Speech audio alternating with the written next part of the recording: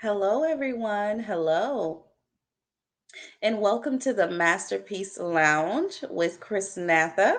I am your hostess, yours truly, Chrisnatha DeRozier. I am a certified life coach, author, and speaker. And as always, I come and I bring you these segments that I hope that empowers you, inspires you, and that they're really informative and that they can really help you and bless you as well as your circle of influence. And so today is no different. As always, please say hello down in the chat as you come in. If this is your first time, welcome, welcome. And if you are returning, welcome back, welcome back. So, yes, we are here with another segment. All right, so let's just get some housekeeping out of the way.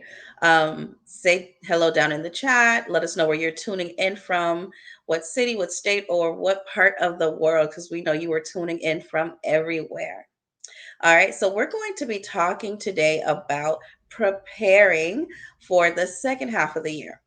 Preparing for the second half of the year. So, preparing for the third and fourth quarter of the year. Can you believe that we are already having this conversation? That we are already talking about, thinking about, and about to step into the third quarter of 2022. It was just yesterday we were saying Happy New Year, but that just goes to show you how time waits for no one, how literally time moves so quickly. And so we need to make sure we're being intentional about how we're spending our time, what we're focused on, and what we are actually doing. Okay. That we're not spending eternity planning and brainstorming, but we're actually implementing some of the very things that we've been planning, talking, and thinking about. All right. So, with that being said, we're going to jump into it and talking about how to prepare or some best practices and how to prepare for the second half of the year, right? So, think of this as a mid year check in. Okay. So, think of it that way. Let me first say this: some of us had resolutions and we had goals and all types of plans for this year. It's not too late. It's not too late. For some of us, we may have started off strong, but I want to encourage you to not just start off strong or be a serial starter, but to also finish strong as well. And so you can jump right on, right back on path, and continue moving forward. So I want to share with you 6 tips to make the second half of the year really count for you. The first one is to set time aside for your mid year review. In the corporate world, in the workplace, there are reviews that are made. Sometimes it's quarterly, sometimes it's twice a year. There are reviews that are made, right? There are reviews that are done and completed about you, your performance, your productivity, what you add to the team. I want you to do that also with your life. This is not a session to bash yourself. This is not an opportunity to have a pity party. This is an opportunity for you to see where you are and see how can you pivot, what things can you change, and how can you finish strong and pressing forward for the next 6 months. Okay? So yes, do that very same thing. Do that same evaluation um, and assessment for your own life with different aspects of your life. Where are you? Not where you want to be. That's important. But let's first start with the facts, right? Where am I now? And what will it take for me to get to from where I am to where I want to be? What are the steps? How can we measure success in that area? Because remember, with our goals and our plans, that there has to be some way of measuring. It's not enough to say, I want to be better, right? We need you to get as specific as possible. And so, what can you do and how can you measure the success in each area of your life? So, think about setting a time aside for this mid year review. You can do it alone, you can do it with friends, you can have accountability partners. I would encourage you, if you got together with a group of people who are really close to you, to create vision boards and talk about your intentions for this year. Try to rally those same people around and do your mid year reviews. Why not, right? But if you want to do it alone, you can. So set a time aside, pick a place, whether it's in person, virtual, you decide. But definitely pick a place, set a time aside, be intentional about that time, and give yourself space and room to do so. I think that's really, really important. Um, Collect the information in terms of um, what were the goals, what were the plans for this year, what were those plans, where was the focus supposed to be, right? And let's just evaluate where we are with that. What growth measurements can we really assess? Okay. Um, I don't want you to beat yourself up because I know a lot of times when this happens, it's like, oh man, I didn't do it. But the you don't have time to focus on that. Like, what can I do now is more the focus, right? Number two is to evaluate your results based on your goals. If my goal was to write a book and I've written a chapter, now I can have some fair assessment. I may need to write more and to get push a little bit more in terms of my writing schedule, putting time aside, right? So that's just an example. How are you acting in ways that are supportive of the goals that you have? For example, if you're trying to shed off weight, are you choosing your foods wisely? What are your food choices like? You got to be honest, right? You got to be honest with yourself. Are you exercising? Be honest, right? You don't have to beat yourself up if you haven't been, but be honest. And how can you start doing that today? How are you acting in ways that are counter to your goals? That's a real question. In what ways are you basing your decisions on your goals? Make sure your goals are realistic, that they're smart, okay, specific, that you can measure them, they're attainable, that they're relevant, and then there's a time stamp and a date on there. Um, Look at your number one goal for the year and ask yourself these questions. Where am I today? What have I achieved in comparison to what the goal is? What resources do I have to work with? Where do I want to be by the end of the year? Okay. And you can recalibrate this. You can adjust your goal, adjust what that looks like, because you have to be realistic, right? With time frame and everything. How long is it going to take to reach this goal based on my progress and the resources that are available? And what do I need to get there? What do you need to get there? So I'm going to ask you that again. What do you need to get there? And to take that question a step further, do you even know what you need? Because you don't know what you don't know. And that is okay. So if you don't know something, it's time to start asking the questions. It's time to start asking the questions. You don't have to do this alone. No question is a stupid question. You just have to ask. And if you need help, get help, hire someone, do what you need to do, but get it done. Get it done. I want you to be somewhere different than you were last year, right? And I would hope that you want that for yourself. Okay. I also want to encourage you to be honest with yourself. If you really aren't putting in the effort, be honest with yourself. Once again, it's not about beating yourself up, it's about progress, right? Be honest with yourself. Maybe I haven't been doing what I need to do. Maybe I can do better.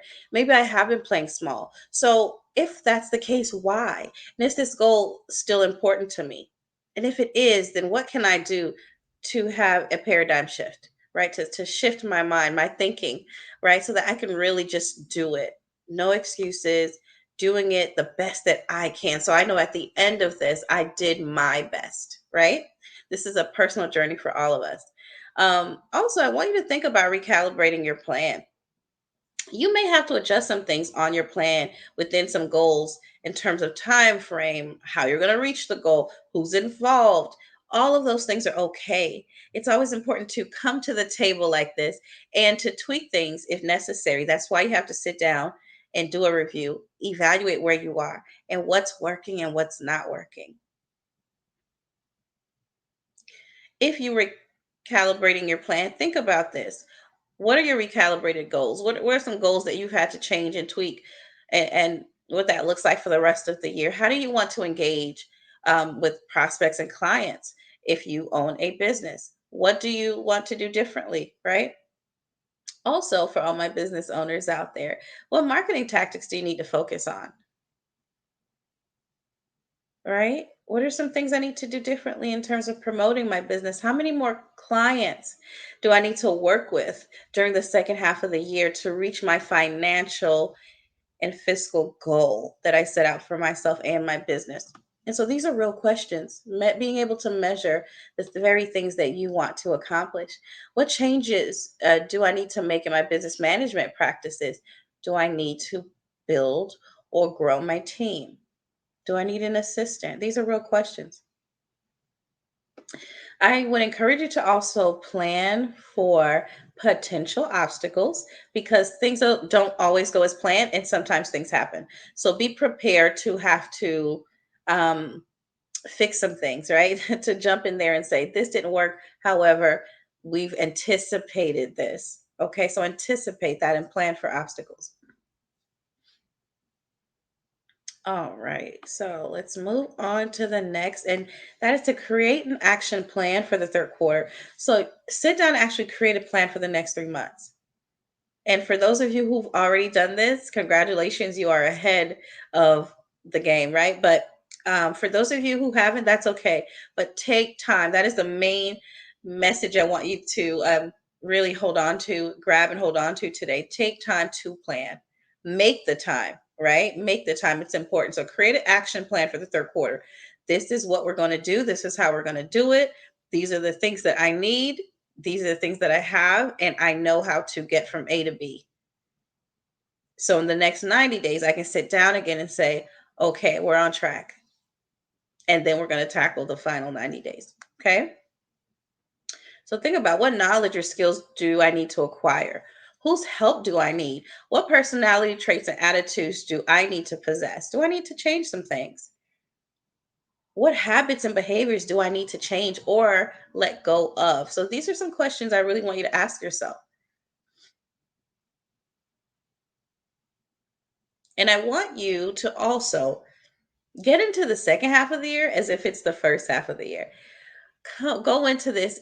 I know we've been doing a lot. We might even be a little tired, but I'm encouraging you to get into this excited, optimistic, just like you were at the top of the year. Stay optimistic, stay realistic, be mindful of the time.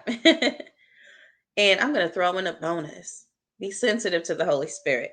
While you're out here, you're going, you're pushing, you're grinding, you are just going ahead and just taking quantum leaps. You're just reaching your goals, you're pushing. With all of that, do not forget to pray and be sensitive to the Holy Spirit, cuz just make sure you're getting understanding, but divine understanding, right?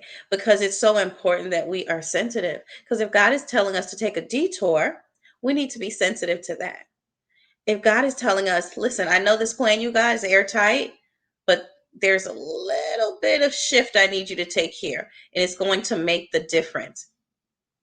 I want you to be sensitive to that, right? And so keep that in mind as you press forward and have the most incredible second half of the year. So I hope that these tips were just a few things that you could take, grab, implement starting today, and even share with your friends or colleagues, your network, so that we can all have an incredible second half of the year. So this is just so that we are going into the third and fourth quarter with intention, excited, almost like just a refresh, right? Just hitting the reset button and saying, let's do it, we can do this, and we got this. So guys, as always, stay in touch with me. Let's stay connected via social media. Let me know how you're doing. Let me know how you're doing, and let me know that these tips and these nuggets and these chats and segments are helpful to you. And also, as always, I invite you to go to my online home, iaaminstitute.com. Get connected with me there. Sign up for our free mailing list and grab your free ebook. It is my gift to you. So thank you so much in advance for that. So let's stay connected, guys. And you can find me right here, same time, same place next week. And we're going to continue talking about incredible things that are going to help push our life and our businesses forward. I love you guys. Thank you again. I'm Chrisnatha DeRozier, certified life coach, author, and speaker, signing off until next time. And until then, be well. Take care, everyone. Thank you.